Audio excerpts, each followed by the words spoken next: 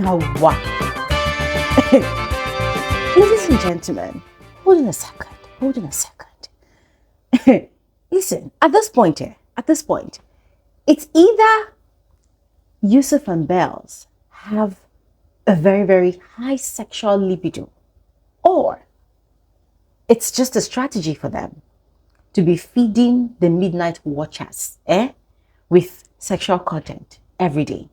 Because it's become an everyday thing. Every night, Okay, but let me not say every night, but it now seems like it's every night. Like every night, they're trying to do mommy and daddy things.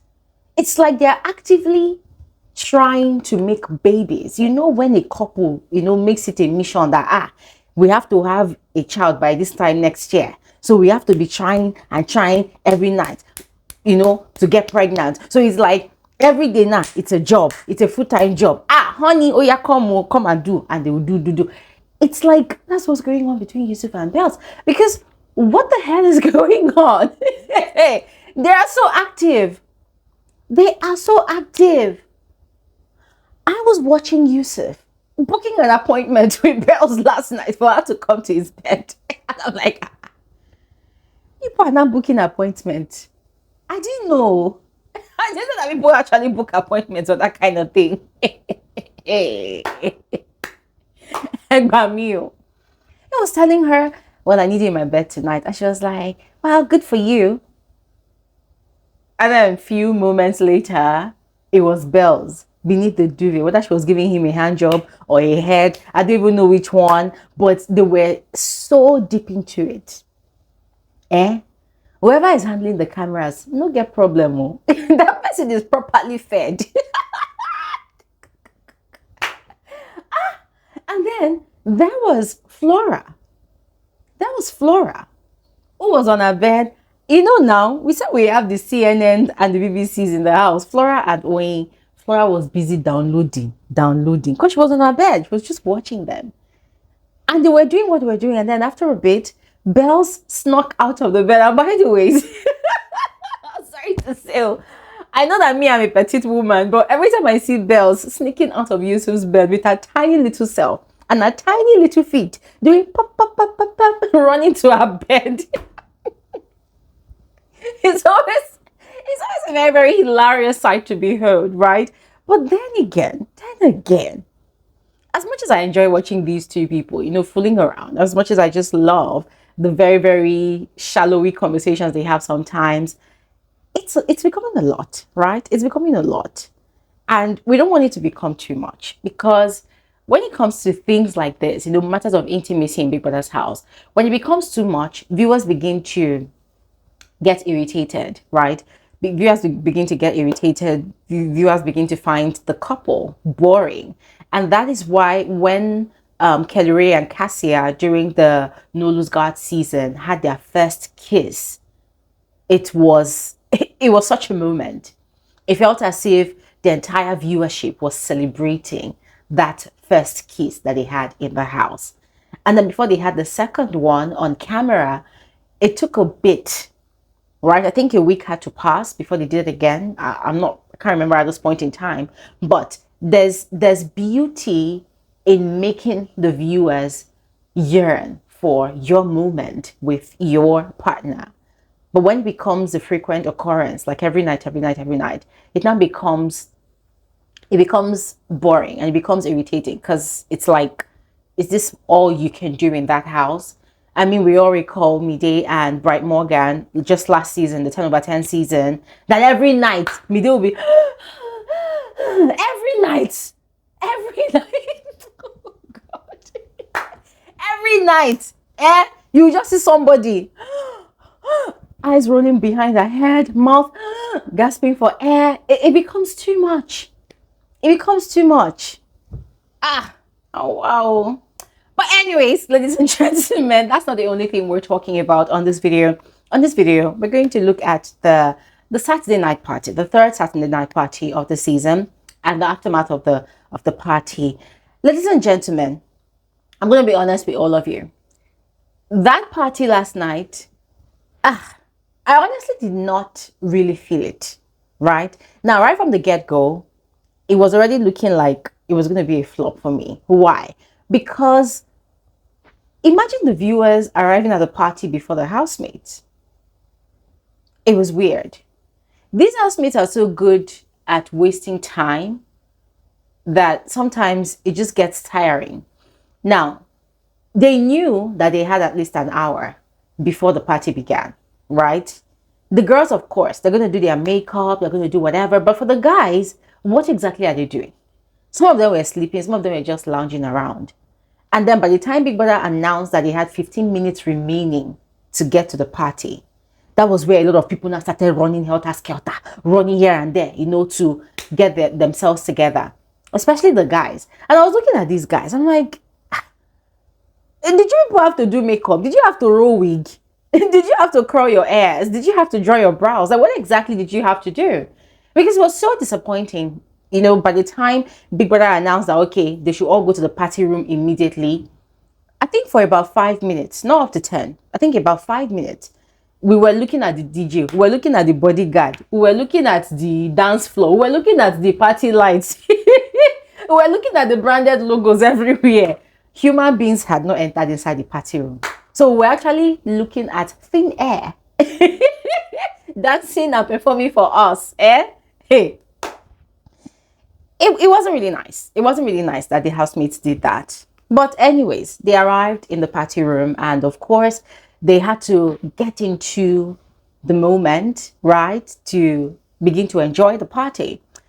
And the party began. Yes, they were looking good. They were looking good.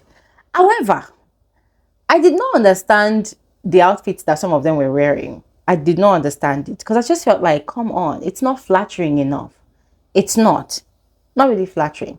But I don't want to dwell on the outfits that the housemates were wearing. For me, it was mostly about the experience. And what was the experience like? It was mid, to be honest. The DJ himself was not even helping matters, if I'm going to be very honest about it.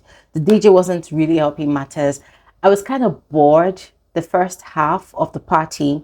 I felt like the song selection that the DJ came with was just kind of mid, and a lot of times I found most of the housemates just lounging around, just standing by. I think it was towards the end of the party that it became, spicy. But that first half of the party, nah, it did not do it for me. It did not. I was bored. I was bored. And also, usually when the party is on, things are happening inside, housemates doing some little drama here and there. I was really looking out to see if anybody was going to be giving us some content, and it wasn't really that much. However, there was quite a few. There was just a few. There was Chimsom Chuka and Bluthopia, who were whispering to each other, from one corner to another. And for me, it wasn't news to me because Chimsom has been really making advances, at Bluthopia, wanting them to actually start a ship. And Bluthopia is not really feeling him like that, but that's probably for the sake of shipping and for the sake of having someone chasing her in the house. She's giving him the attention. And there was also Neche and her two male besties, Barry and Aiko. Now, for whatever reason, Neche refused to dance, like on the main floor. Instead, she was beside the bar with these two guys. Remember, Barry's a friend. Aiko is the latest addition to our favorite persons in the house. So they were just in one corner, just standing there. And she was looking gorgeous, by the way. I love the way her skin glows every time the cameras are on her. Her skin really glows. Yeah, she looks healthy, looks beautiful. But she wasn't dancing. And I was wondering, like, why is she not dancing? What's going on? But anyways, later on, Barry had to leave and went to go and dance. And of course, he was having so much fun. And then Aiko was pulled away later on as well to go and dance. And of course, he had fun. Another set of people that caught my attention was Keivo beside Nomy. By the way, Nomy was looking gorgeous. She was looking beautiful. I kind of liked the way her makeup settled on her face. Yes. So Nomy has a new friend in the house now, aside Abby. My new friend is Kamsi. Yes. And, I think mutual dislike for Godessa sort of brought them together because both of them have realized that Godessa is not one to be trusted. So they always have, Kamsi always has something to say about Godessa. Also because of the fact that Godessa actually ruined her triangle. Yeah.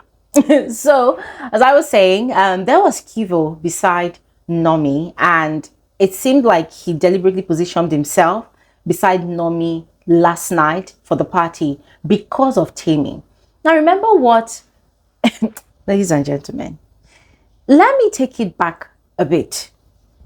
On my previous videos, I had mentioned that Keivo and Temi had a conversation where Temi was upset with Keivo because during last week's pool party, he had carried Bluethopia on his shoulder twice.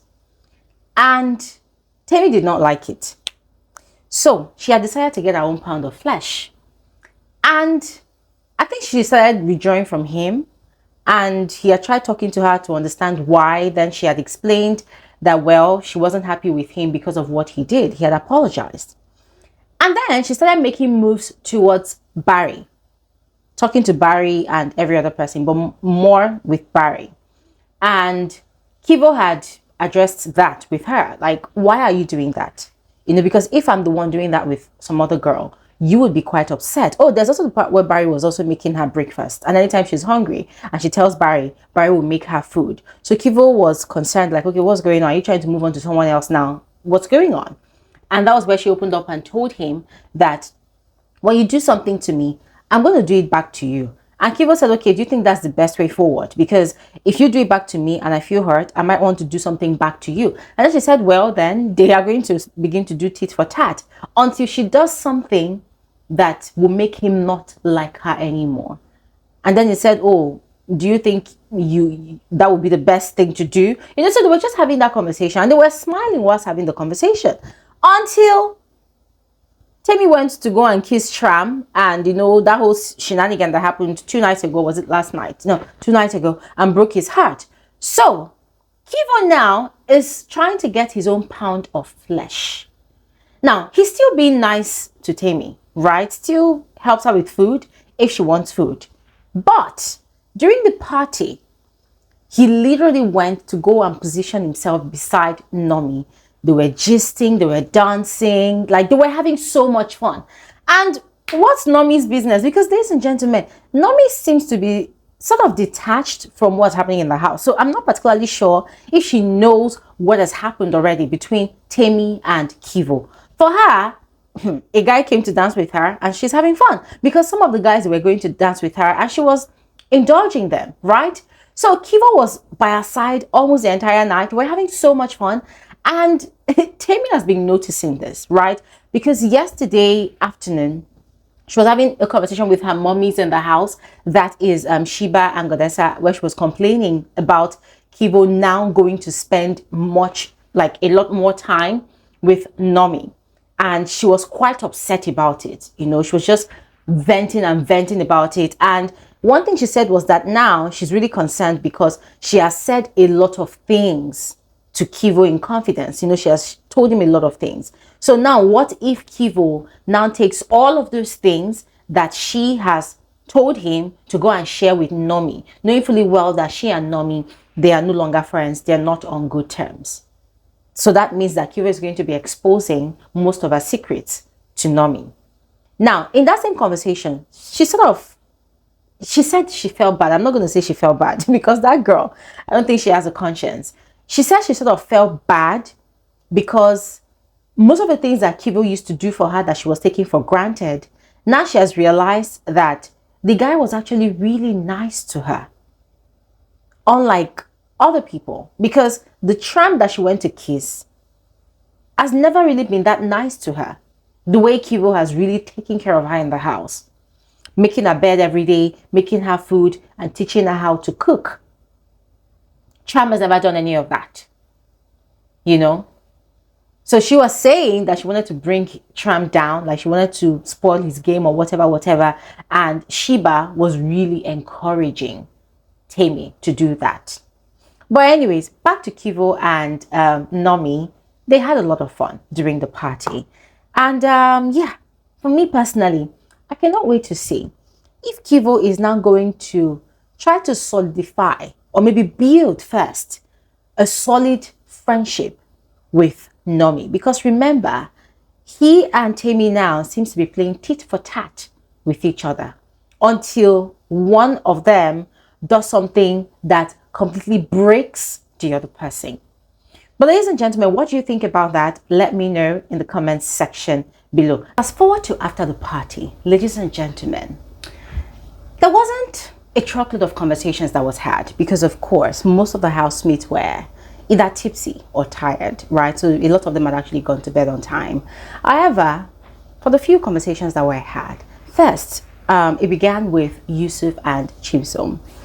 YUSUF was telling Chimsom that Bells had told him that if he got evicted, she was going to leave the house with him that same day.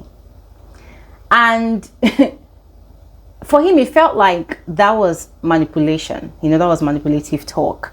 But ladies and gentlemen, for me personally, do I think it's manipulative talk? Well, not so sure, but it could be. Because there's already a brief history of Bells talking about leaving, but then she did not leave.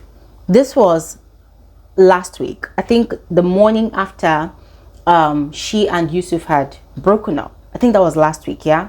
Yeah, the morning after they had broken up, she had started packing her boxes and saying she had asked for a voluntary exit. And then, oh, it was Saturday morning, yeah, she said she had asked for a voluntary exit. So if she did not fight between that time till Sunday, then she will stay behind in the house. She'll stay back in the house. But ever since then, we did not hear anything. We didn't even hear till today if she actually got the therapist that she said she requested for. We don't know what happened. Now, fast forward to other times that Bells has made statements. She's always telling YUSUF and her friends that she's used to a soft life. She's not used to all this hardship in the house. You know, the scarcity of food, the bickering, even having altercations with people. That's the altercation she had with Nomy is literally the first altercation she has ever had in her life that was that serious. That she's not that kind of girl. She wasn't raised that way. She's raised with love. I mean, she's giving the impression that she's a Nepo baby. She's from a rich home. So she's not used to all this nonsense. Hence the reason she just likes doing things by her own time. And also the way she mentioned about, the way she explained how she was raised. You know, her mom gave them so much liberty to do whatever they wanted to do. So I think she said at the age of 16, 17, she already had a boyfriend. She already had a relationship that she was in. Anyways, another thing that she's fond of saying is the day they call her name to leave the house, that she's not going to cry. She's not going to wait to hug people. That she's literally going to be running out of the house because she can't wait to leave the house. And Yusuf had asked her, why would she say a thing like that? And she said, well, for her, it's just a game.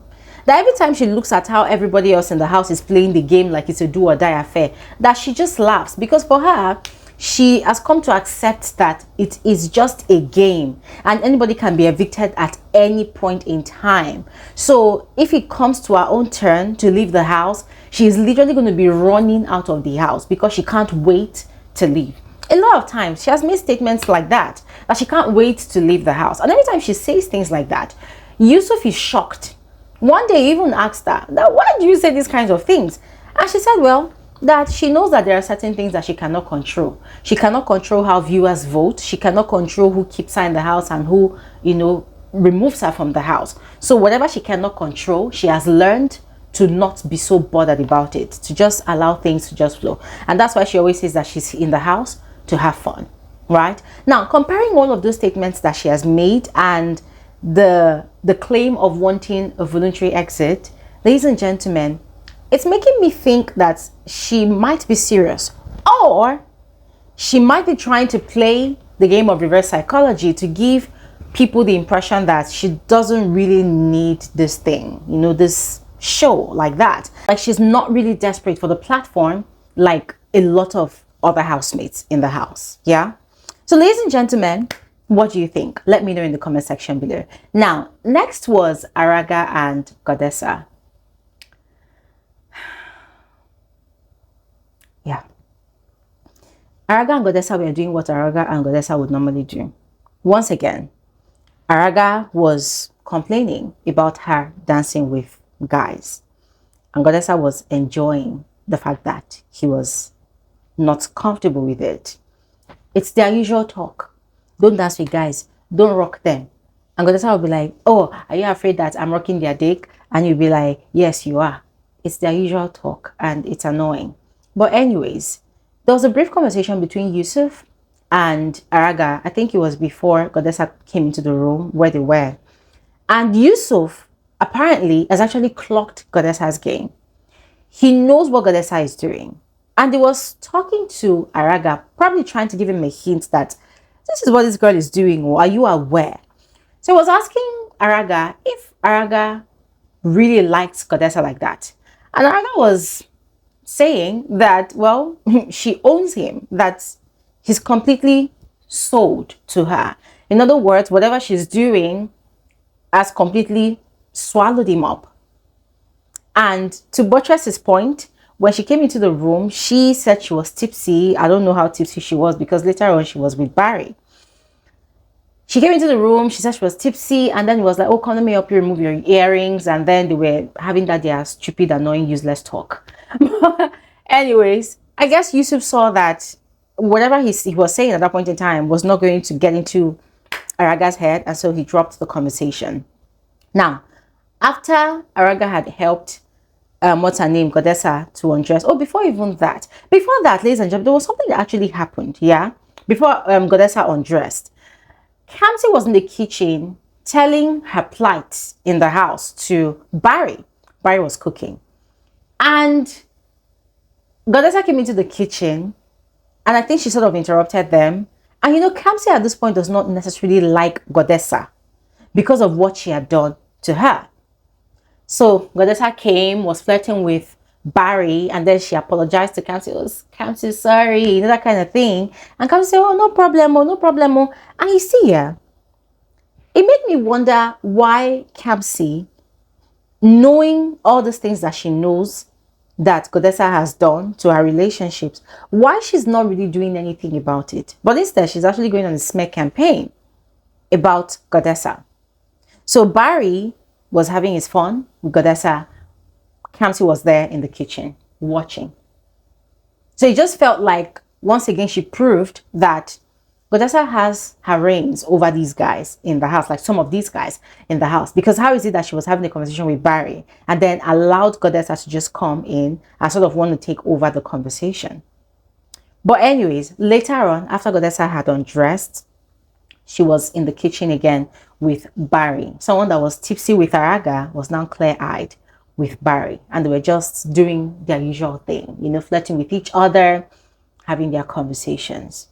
Ladies and gentlemen, if you were in Kamsi's shoes, what would you do? Knowing fully well that the game that you felt you had in control, Godessa was the one that actually destroyed it all. What would you do? Would you have an open confrontation with her? Or would you slander her behind the scenes just to get the whole house to see her for who she truly is, you know, and to also destroy her game? What would you do? How would you undo that situation? Later on, there was a conversation between Bells and YUSUF. Bells was trying to let YUSUF understand that he disrespects her. He doesn't take their conversations serious. When they're having a conversation and somebody comes to get his attention, instantly he would just abandon what they were talking about and move on to that person. Then hours later, he would come back to come and ask her, oh, what were we talking about? So for her, she felt like it was disrespectful, you know, and at this point, she feels like she's holding him back from, you know, exploring in the house. So it's not that deep. If he wants to explore, he should go ahead and explore. Now, YUSUF, of course, was on defense mode because for him, he doesn't even realize he's doing anything wrong to her. But then he apologized. And it was later on in that conversation that he was asking her to come to his bed.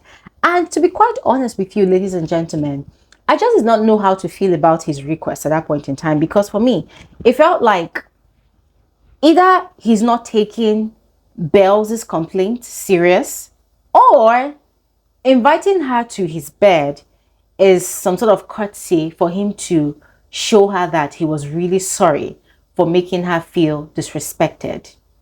Ladies and gentlemen, which one is it for you? Pick one. Let me know in the comment section below. All right. Now, later on, there was a conversation between Barry and Temi. Barry was trying to discuss Godessa's relationship with Araga. But this guy is quite funny because I don't know if he is sort of, blind. Because how could you be asking Temi such a question? Do you think Godessa is good for Araga? What do you expect me to answer? Godessa is a mommy in the house. She receives advice from Godessa and Sheba. She sees Araga as a daddy in the house. So you think she's going to come and sit down and tell you that, oh, I do not think they're good for each other, blah, blah, blah. But I love Temi's response. She's like, well, it is what it is. Such is life. That kind of thing. Just a very, very vague response. Barry kept on trying to get her to talk, but she wasn't talking. Then he went ahead to ask her about Nomy. What happened between you and Nomy? Temi stalled for a bit, but then she responded that, oh, she doesn't know that Nomy just started acting weird, just started acting strange. That kind of thing. But most of the time, when Barry was trying to get Temi to talk about certain things, she would, just give very, very surface responses like, well, such is life, such is life. But when Temi is having conversations with Barry, she tends to dig deeper to get information from him. Now, those two, they're quite smart in their own capacities, right? However, I would love to know who would outsmart the other. And ladies and gentlemen, this is the point where I stop talking because I would love to hear your thoughts in the comment section. So please go ahead and share, and I'll see you all on another episode of Frankly Speaking with Gloria Elijah. Thanks for watching. Have an amazing day. Bye.